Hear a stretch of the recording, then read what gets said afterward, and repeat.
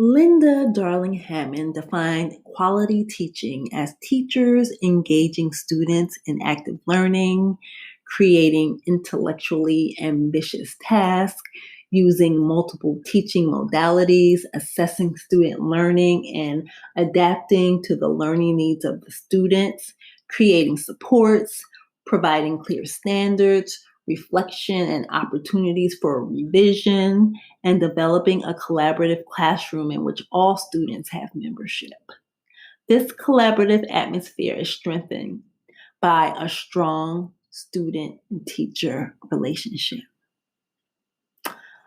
Monique Morris states that it has been noted that African American children are less conforming and more physically active than our Caucasian children when they first begin school. And this may inform teachers' interactions with Black students, which may be characterized by more criticism and less support. Before the quality teaching can begin, I think teachers have to regularly examine their implicit biases. And I think we are past the point of asking whether we have implicit biases. Let's just assume that we do. We all do, because we were all socialized in a system that is firmly grounded in white supremacy. I cannot mince any words here. I said what I said.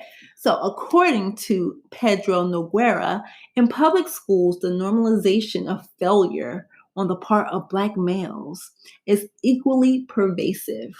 This is undoubtedly because many educators have grown accustomed to the idea that a large percentage of Black male students they serve will fail, get into trouble, and drop out of school.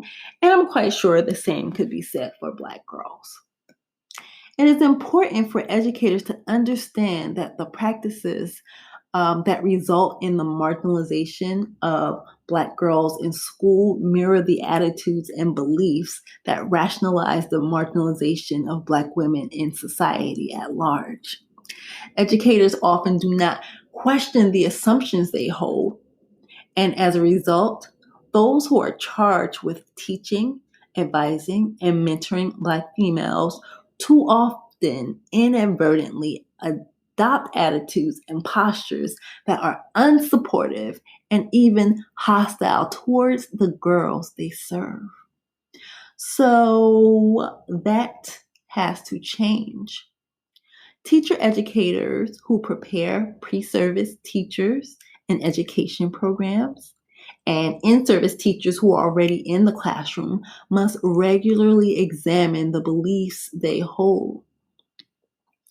And I think going forward, those who enter the field of education need to understand that part of the work we do as educators, probably the most important part, is to advocate for our students, all of them, every single last one of them. And I think that anyone who enters the classroom to teach needs to take a solemn vow of advocacy and activism for social justice. Because you know what? If I hear one more teacher in an interview say that they want to teach so they can make a difference in the lives of their students, if they say it, but we don't see it, then that's problematic. If teachers aren't being vocal about the inequity students face, that is also a problem. If teachers aren't asking hard questions about racist pedagogy, that is a problem as well. So, as far as putting a clog in the school to prison pipeline, I think it's necessary to revisit and rewrite school discipline policies and to get police officers out of the schools, defund the police.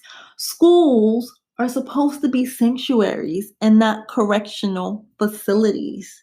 Our schools should be full of resources that will help get students what they need. If we learn anything from this COVID-19 pandemic, is that schools serve an important function in the lives of students and their families. School leaders need to ensure that curriculum is culturally relevant, gender responsive, and trauma informed. And that might mean we need to rethink and reimagine what school should look like. And that's okay with me.